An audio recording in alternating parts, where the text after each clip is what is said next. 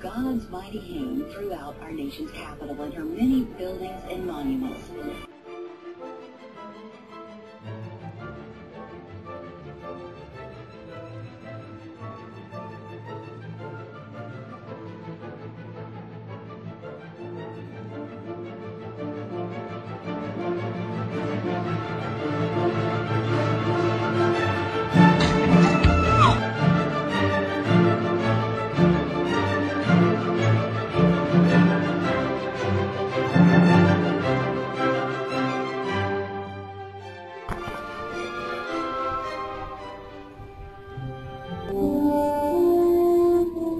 Great historians understand that how we view our history determines the decisions we make in the present and ultimately decides the course of our future.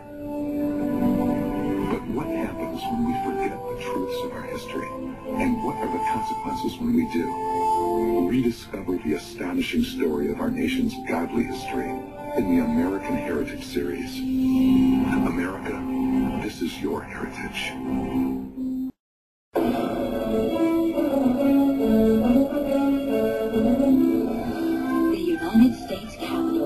Building foundation laid in 1793 by George Washington reveals the faith of our founding fathers.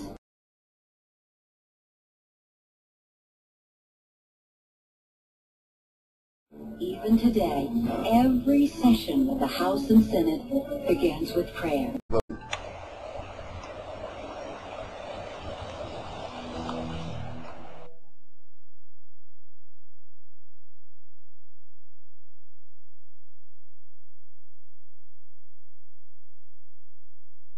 Calls its God by the secret name of Jabulon, a joining together of two evil heathen deities with the God of the Bible.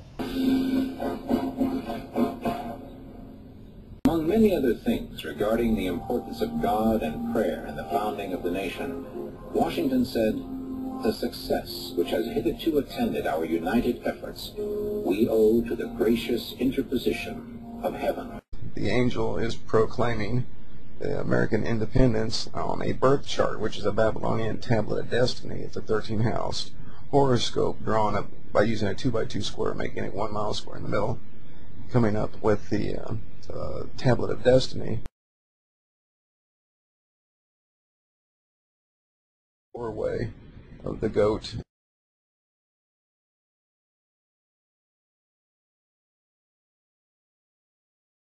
Revealed in the Bible. At times. Here's the Egyptians' version of the same thing, where you have on the left-hand side men, M-I-N,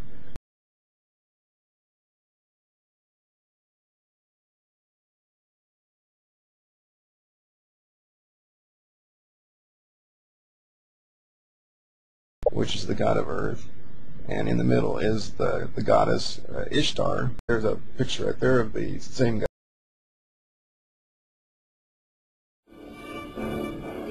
555-foot Washington Monument, a great memorial to the father of our country, reflects Washington's devotion to Christian principles. The capstone of the monument is covered in a metal tip, inscribed with the words, "Praise be to God." One true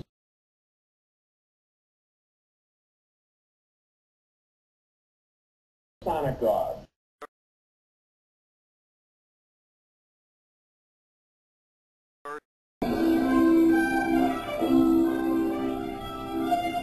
In this 180-foot-high Capitol Rotunda, so high it could house the Statue of Liberty, are paintings depicting our Christian heritage.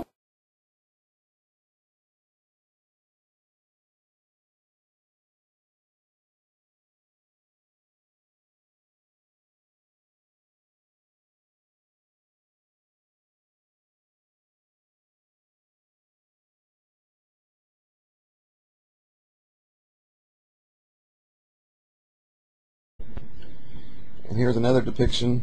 This comes out of the King James. He who mounts the clouds, seated on the rainbow. And this is an actual picture taken out of the King James Bible of John's vision of the apocalypse. He has set himself up on the throne as God. It's the same depiction. You'll see the host and the heavenly host, except he's surrounded by 13 virgins. and surrounded it is that's his host, and his heavenly host is the actual pagan pantheon.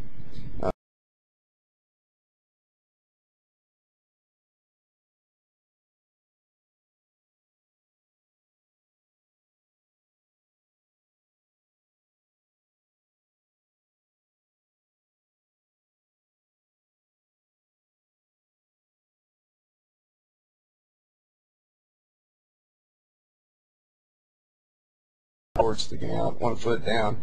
Everything is identical. And this is a statue of Washington as the Father God. This is the actual God of all. The actual God of all.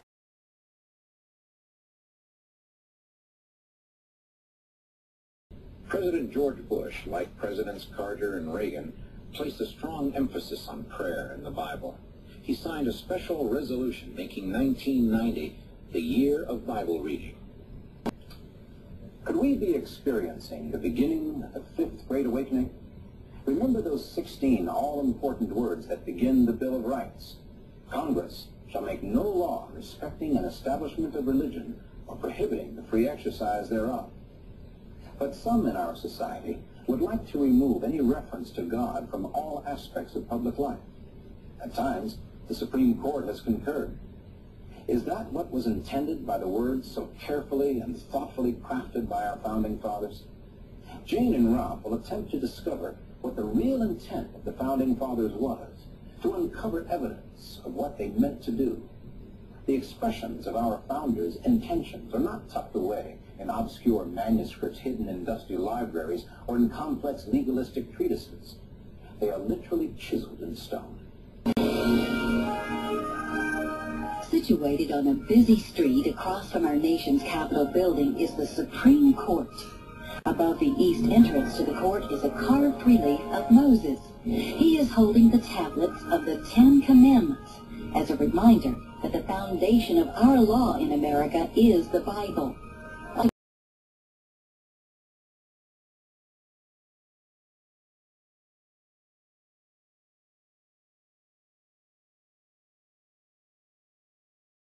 Supreme Court building, the words, "Equal justice under the law," are engraved.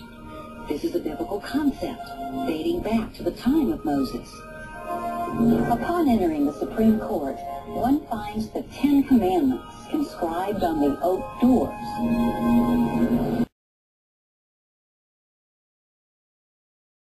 Say, "I am the Lord thy God," and then incorporate that all-seeing eye right in the center, in the heart of it all. Because once you see what they are promoting, they're not promoting the God that we all believe in, that the Christian majority here in this country believe in. They're talking about the ancient gods, Baal. One true Masonic God.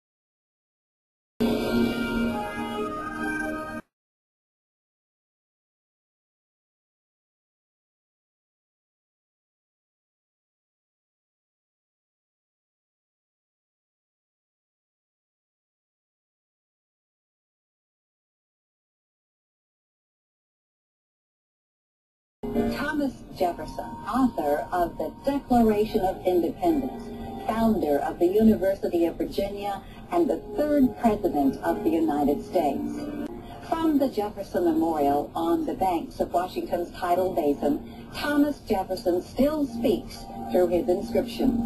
This founding father, and perhaps our most brilliant American statesman, though unorthodox in some of his deistic views, acknowledged reverence of God as necessary for the prosperity of America. We hold these truths to be self-evident. That all men are created equal. That they are endowed by their Creator with certain unalienable rights. That among these rights are life, Liberty, and the pursuit of happiness. In 1803, Congress provided support to the Roman Catholic Church for its work among the Indians. The leaders of our new country had not forgotten God.